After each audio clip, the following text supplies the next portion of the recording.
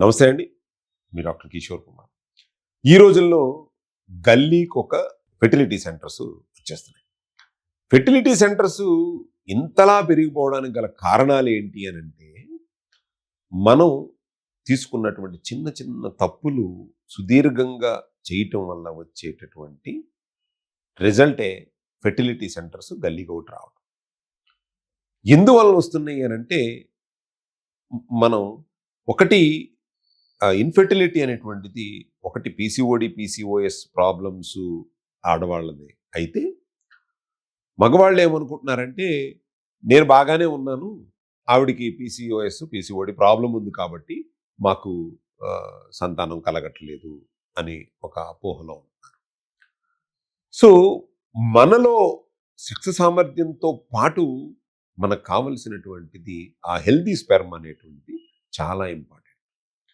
Healthy sperm కావాలి అని అంటే కొన్ని పోషకాలు కూడా కావాలి.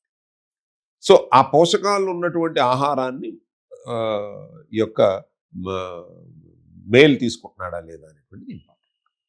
కొంతమందికి పీసీఓడి, పీసీఓఎస్ ప్రాబ్లం లేని వాళ్ళకు కూడా మన ఫెర్టిలిటీ సెంటర్స్కి వెళ్తున్నారు కదా, వాళ్ళకు కూడా ప్రాబ్లం ఉంది కదా.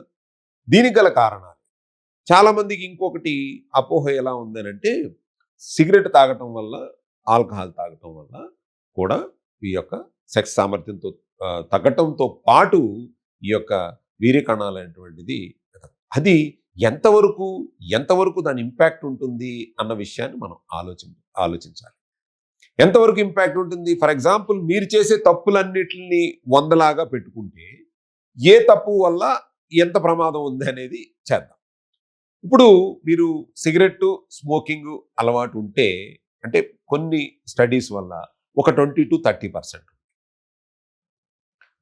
తర్వాత ఆలోచన విధానాల వల్ల 40-45% ఉంటుంది. అంటే 40% దాని మీదే ఉంది. ఆహారం మీద వచ్చేసరికి అదొక 20%.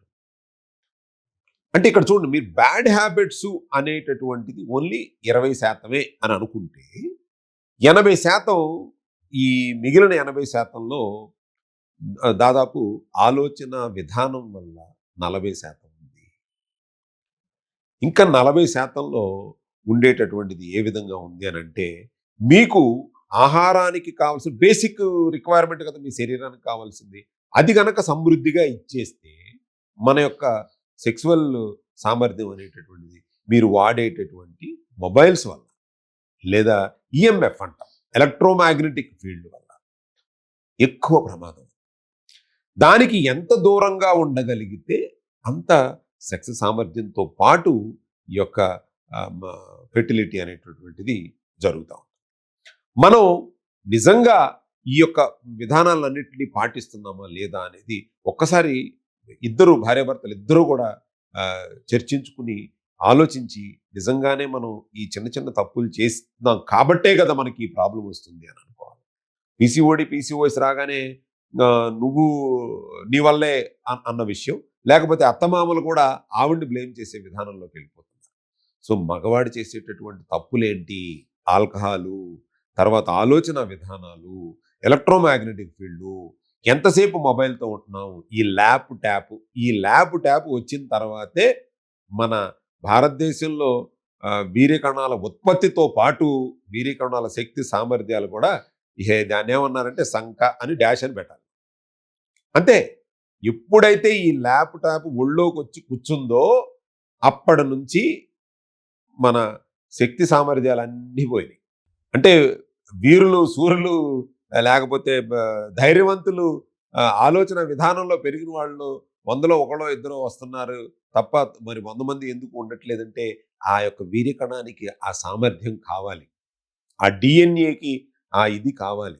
మా వంశం అని చెప్పుకునే వాళ్ళల్లో ఎవరో ఒకళ్ళు వీరుడు, సూర్యుడు ఉంటే తర్వాత జనరేషన్లో మమ్మమ్మను ఇంకోటిలోగా పుడుతున్నారంటే గల కారణం ఏంటి అని అంటే, వంశం తప్పు కాదు, మనం చేసే పద్ధతులు తప్పు, మన ఆహారపు అలవాట్లు తప్పు. సో ఈ యొక్క మనం లీడ్ చేసేటటువంటి లైఫ్లో చేసేటువంటి తప్పు వల్ల మీ యొక్క జనరేషన్, వంశం కూడా రోజు రోజుకి వేరే లెవెల్గా వెళ్ళిపోవటం జరుగుతుంది. దానికి కారణం మనమే. సో మా తాతగారు ఎట్లా, లేకపోతే మా నాన్నగారు ఎట్లా, లేకపోతే మా అబ్బాయి ఎట్లా అనే విషయం మీరు మాట్లాడుతున్నారంటే అది మీ తప్పు. సో దీనికి మనం ఏం చేయాలి? ఈ యొక్క ఫెర్టిలిటీ సెంటర్ చుట్టూరు తిరగకుండా ఉండాలంటే ఏం చేయాలి అన్న విషయం ఒక్కసారి భార్యాభర్తలు ఇద్దరు అర్థం చేసుకుని, పీసీఓడి, పీసీఓఎస్ ప్రాబ్లమ్స్ రావడానికి గల కారణం ఆహారమే. ఆహారంతో మొదలవుతుంది.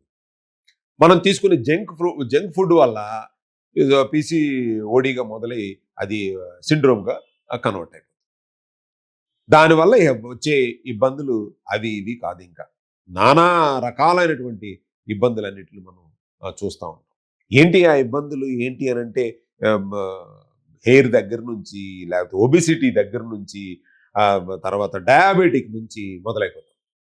రే 30 ఏళ్ళు 35 ఏళ్ళు ఉన్న ఆడపిల్లలకి పీసీఓడి, పీసీఓఎస్ ఏంటి, డయాబెటిక్ ఏంటి, ఇన్ని ప్రాబ్లమ్స్ రావడానికి గల కారణం ఏంటి ఒక్కసారి ఆలోచించండి. కేవలం మీరు చేసుకున్న తప్పిదాల వల్లే. కాబట్టి ఫెర్టిలిటీ సెంటర్స్కి తిరగాల్సిన అవసరం లేదు. మీరిద్దరూ కూర్చుని ఒక వైట్ పేపర్ తీసుకుని మనం ఏం తప్పులు చేస్తున్నాం, ఏం చేస్తున్నాం అనేది ఒక్కసారి మీరు కూర్చోండి. ఒక్క 21 రోజులు మీ ఇద్దరు భార్యాభర్తలు మాట్లాడుకోండి, చక్కగా మాట్లాడుకోండి. మనం ఈ 21 రోజులు ఇలా ఉందాం, లేకపోతే ఎలాంటి ఆహారం తీసుకుందాం, లేకపోతే ఇలా చేద్దాం అని ఒక 21 రోజులు ఒక మనం మాలేసుకున్నట్టుగా కనుక మీరు ఉండగలిగితే ఆ రిజల్ట్ ఎలా ఉంటుందో చూడండి. మీ సెక్స్ సామర్థ్యం ఎలా పెరుగుద్దో చూడండి. మీ ఆలోచన విధానాన్ని మార్చుకోండి. ఎంత చక్కటి జీవితాన్ని మనం లీడ్ చేయగలుగుతామో ఆలోచించండి. ఇవాళ కేవలం ఆహ్లాదకరమైనటువంటి జీవితాన్ని చేతులారా మనం ఆనందకరమైన జీవితాన్ని మనమే పాడు చేసుకుంటున్నాం. ఇవాళ మనకి ఏమి లేక మంచి ఉద్యోగాలు ఉన్నాయి. ఎవరు ఉద్యోగాలు లేక రోడ్లమ్మడ తిరగటం లేదు. సో ఇవాళ చాలా ప్రపంచం అడ్వాన్స్మెంట్తో పాటు భారతదేశం ఈ కూడా ప్రపంచ దేశాల్లో ప్రఖ్యాతమైనటువంటి దేశాల్లో మంద కూడా ఒక దేశంగా ఉంది. మరి మనం వెనకబడిపోతున్నాం. దేశం ముందుకెళ్తుంది, మనం వెనకబడిపోతున్నాం. వెనకబడిపోవడానికి గల కారణాలు ఏంటి అని అంటే కేవలం మన అలవాట్లు, ఆహారం, మన సామర్థ్యం. ఈ మూడు కూడా రోజు రోజుకి మనం వెనకడుగేసేస్తాం. ప్రపంచం ముందుకెళ్తుందంటే మనం చేసే పని వల్ల ముందుకెళ్తుంది. మనం ఏం చేయాలి? మనం ఎక్కడో ఉద్యోగం చేస్తే ఆయన చేయించుకుంటున్నాడు, ఆయనకి కావలసినట్టుగా చేయించుకుంటున్నాడు, కాబట్టి దేశం ముందుకెళ్తుంది. బట్ మీకేం కావాలి? ఆయన దగ్గర పని చేస్తారు కదా, డబ్బులు ఒక్కటే కావాలా? దానికోసమే పని చేస్తారా? అది చేస్తే మీ శరీరం సహకరిస్తుందా? డబ్బులుంటే శరీరం సహకరిస్తుందా? ఆరోగ్యం ఉండాలి. ఆరోగ్యం మాత్రం ఉంటేనే మీ శరీరం సహకరిస్తుంది. మీ శరీరం సహకరిస్తేనే మీరు అనుకున్నటువంటి కుటుంబ జీవితాన్ని లీడ్ చేయగలుగుతారు. భోజనం ఒకటే కాదు కదండి, సంసార జీవితం కూడా ఇంపార్టెంట్ కదా. సంసార జీవితం ఎప్పటి వరకు ఇంపార్టెంట్ అని అంటే 80 సంవత్సరాలు. 80 సంవత్సరాలు. మీరు మన పురాణాలు, ఇతిహాసాలు కూడా తీసుకుంటే వాళ్ళు ఎన్ని వేల సంవత్సరాలు బతికారంట. మరి అన్ని వేల సంవత్సరాలు బతికినప్పుడు సంసార జీవితానికి దూరంగా ఏమీ లేరు. పెద్ద పెద్ద దేవుళ్ళు అవనివ్వండి, ఋషులు అవనివ్వండి, మహర్షులు అవనివ్వండి, ఎవరన్నా అవనివ్వండి, వాళ్ళు 100 సంవత్సరాలు బతికితే 100 సంవత్సరాలు కూడా సంసార జీవితాన్ని లీడ్ చేసిన వాళ్ళే. అంటే మరి వాళ్ళు మనం 80 ఏళ్ళలో 40 ఏళ్లకే సెక్స్ సామర్థ్యాలు తగ్గిపోవడానికి గల కారణం ఏంటి?